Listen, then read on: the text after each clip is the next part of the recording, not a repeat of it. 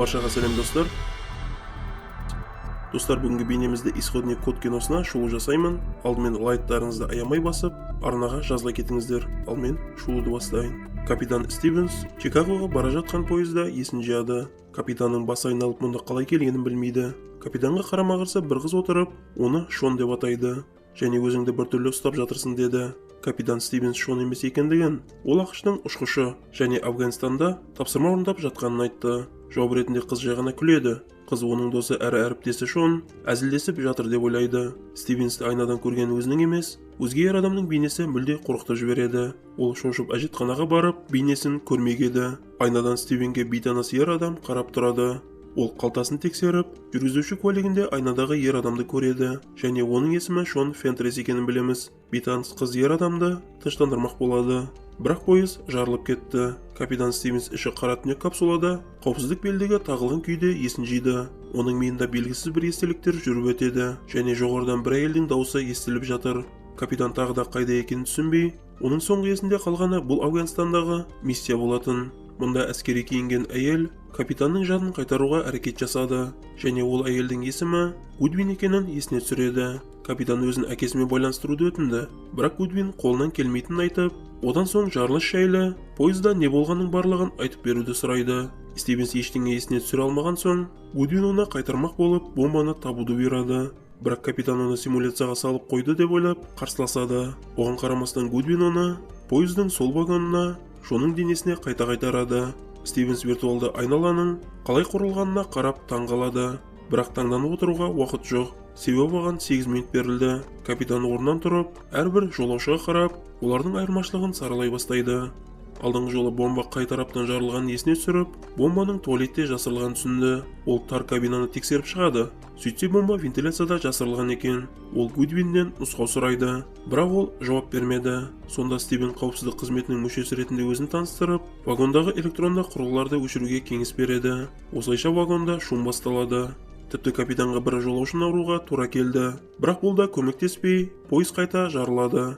Жарылыстан кейін капитанды лезде капсулаға лақтырды. Мұнда ол экрандағы Гудвинмен қайта сөйлесті. Стивен жобаның меңгерушісін шақыруды талап етсе де, Гудвин олай жасай алмайтынын жеткізді. Әйел ұшқышқа 2 айдан бері осында екенін айтады. Сосын Гудвин бомбаның қайда орналасқанын сұрап, террористі анықтадың ба деп сұрақтар жаудырды. Оған қоса Гудвин капитанның қолында адамдардың өмірі тұрғанын есіне салды. Ал Стивенс операция жайлы сұрап қоймаған соң, жоба жетекшісі дәрігер Ратледжбен ақылдасып түсінік береді. Бүгін таңда Чикагоға аттанған пойыз жолда жарылып кетіп, ішіндегі жолаушылардың барлығы қаза тапты. Әңгіме капитанды олар жіберіп жатқан пойыз жайлы болатын. Оған қоса Стивенс денесіне кіріп жатқан Шонда жарылыс кезінде қаза тапқан еді. Егер ол террористті таппаса, жаңа жарылыстар болары сөзсіз. Стивенс әрең дегенде ойланып бомбаның әжетханада болғанын анықтайды. Гудвин вагонға оралып, барлық жолаушыларға қарап күдіктілерді қарауға бұйырды. Мүмкін олардың бірі террорист. Стивенсті сөйлетпей, Гудвин оны вагонға қайтарады. Оянған ол жолаушылардың қайсысы қауіпті екенін іздей бастады. Тіпті өзін Шон деп атаған бейтаныс қыздан көмек сұрайды. Бірақ бұл бекер еді. Байқамай Стивенс қыздың есімі Кристина екенін білді, және олар әріптес ұстаздар екен.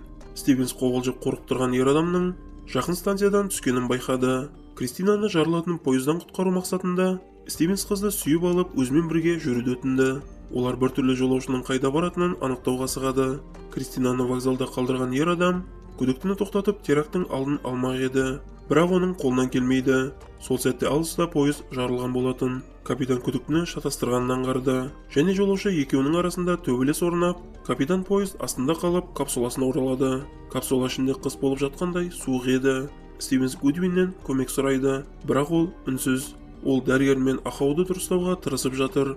Стивенс енді суықтан қатып қалатын түсінді. Сондықтан өзі 1-2 сымды жалғап, капсула іші қайта жылай бастайды. Капитан мониторды қайта іске қосты, бірақ онда Гудвиннің орнына дәрігер пайда болады. Стивенс қызды құтқарғанын айтты, және бұл жоспарды қалғандарына да жасамақ ниеті бар. Бірақ дәрігер Ратледж бұл істің мағынасы жоқ екенін айтты, және олардың технологияларының қалай жұмыс жасайтынын түсіндірмек еді. Құрылғы капитанды өткенге жібермейтін, оны Шонның миында қалған ойға жіберетін, және олардың басты мақсаты Стивен Шонның жадында қалғандарды қолданып террористті табу еді. Ал пойыздағы адамдар бүгін таңертең жарылған пойызда қайтыс болған. Стивенске оның миссиясының маңызын түсіндірген соң, оны вагонға қайтарады. Стивен Гудвин айтқан жолсеріктің купесінде жасырылған қаруды ұрламақ еді.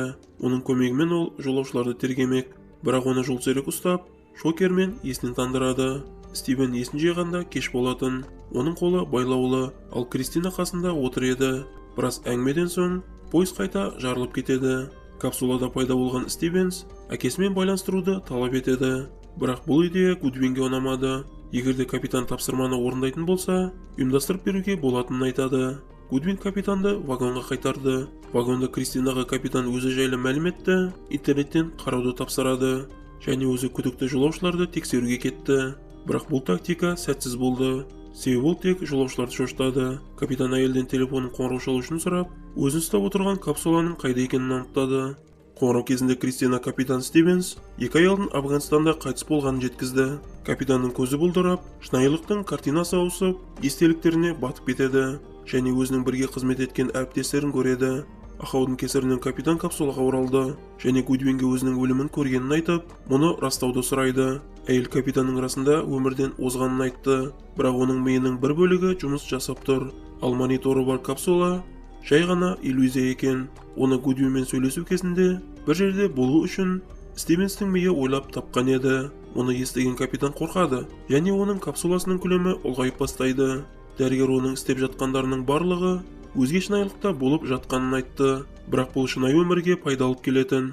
Оған қоса ол Стивенс террористі таппайынша сол пойызда қайта-қайта өле беретін жеткізді. Ал Стивенс тапсырманы аяқтаған соң, сыйлық ретінде дәрігер оған шынайы өлімді беремін дейді. Капитанға мотивация беру үшін Радледж қайтыс болған ұлы жайлы айтып жатқан әкесінің аудиожазбасын қосады, және бұл іске асады. Пойызға қайта оралған жігіт бомбаны тауып, жарылғышты сөндіріп тастайды. Бұл телефон екен. Телефон арқылы жігіт террористке қоңырау шалғанда тұтқаны ер адам алады. Ал капитан әжетханадан шығып, керекті адамды іздейді. Ол телефонмен сөйлесіп жатқан жолаушыны көріп, қараумен қорқытып, оны тексереді. Сөйтсе ол әйелімен сөйлескен екен. Стивенс қайта қоңырау шалып, платформада қоңырауға жауап беріп жатқан жігітті көреді. Капитан оның ізіне түседі, бірақ өкінішке қарай шығып үлгермейді. Сондықтан ол пойыздан секіріп түсті. Мұны байқаған Кристина тоқтауды өтінді. Стивенс бейтанысты аңдып барып, әмиянын алып, оның есімі Дерек Фордс екенін білді. Дерек фургонға отырады, бірақ Стивенс оны жібергісі жоқ. Дерек фургондағы жаңа үлкен бомбаны көрсетеді. Бұл кезде тұрақта Кристина пайда болып, Стивенстің көңілі бөлініп, Дерекке қашып кетуге мүмкіндік пайда болады. Ол Стивенске оқ атып, Кристинаны өлтіріп, келесі теракті жасауға аттанады. Ал пойыз қайта жарылды. Капитан Гудвин мен Радледжге террористің есімі мен фургонның нөмірін айтады. Капитан тапсырманы орындап болғанын айтып, денесінен аппаратты алып тастамас алдын пойызға бір рет жіберуді өтінді. Ол пойыздағы барлығын құтқармақшы еді, бірақ дәрігер қарсылық білдіреді. Деректің фургонын тауып, оны ұстап бомбаны залалсыздандырады. Барлық жобаға қатысушылар қуанып жатты. Тек Гудвин жұмыс орнында отырған еді. Стивенс әйелден тағы бір рет өзін пойызға жіберуді көндіреді. Ал 8 минут өткен соң, оның денесін өшіре беруге болатын. Пойызға қайтқан Стивенс бомбаны дереу залалсыздандырады, және Деректі ұстап алып, оның терактары жүзеге аспайтынын айтып, оны байлап полицияға хабар береді. Террористің шаруасын бітірген соң, оның телефон арқылы Гудвинге хабарлама жіберді. Сосын капитан Стивенстің әріптесі ретінде әкесіне қоңырау шалды. Кейін капитан өмірінің соңғы сәттерін лайықты өткізбек болды. Вагондағы көмекке бүкіл вагонды күлдірткізеді. Соңынан ол Кристинаны сүйіп өлуге дайындалды. Бірақ ештеңе болмайды. Капитан Шоның денесінде қалды. Базада Гудвин капитан Стивенстің қалған денесіне келеді. Бұл сәтте Радледж бен әскерилер әйел жапқан есікті бұзып жатты. Гудвин 8 минут өткен соң Стивенстің денесін өшірді. Ал капитан өмірден озады. Ал басқа Гудвин, яғни қазіргі Стивенс қалған әлемдегі жұмыс кезінде капитан Стивенстен олардың технологиялары террористі табуға көмектескені жайлы хабарлама алады, және оған қоса қазір Гудвин өмір сүріп жатқан басқа әлемді ашқанын айтады. Ол сенбейді, бірақ лезде пойызда жүзеге аспай қалған теракт жайлы естіді. Ал Стивенс пен Кристина Чикаго көшелерінде серуендеп жүреді. Стивенс мұнда капсулаға алғаш түскен кездегі көрген естеліктерін байқады. Достар, осымен шолудың соңы. Негізі түсінуге өте қиын бұл киноны, сондықтан толық нұсқасын көруге кеңес беремін. Егер де шолу ұнаған болса, лайктарыңызды баса кетіңіздер. Келесі кездескенше.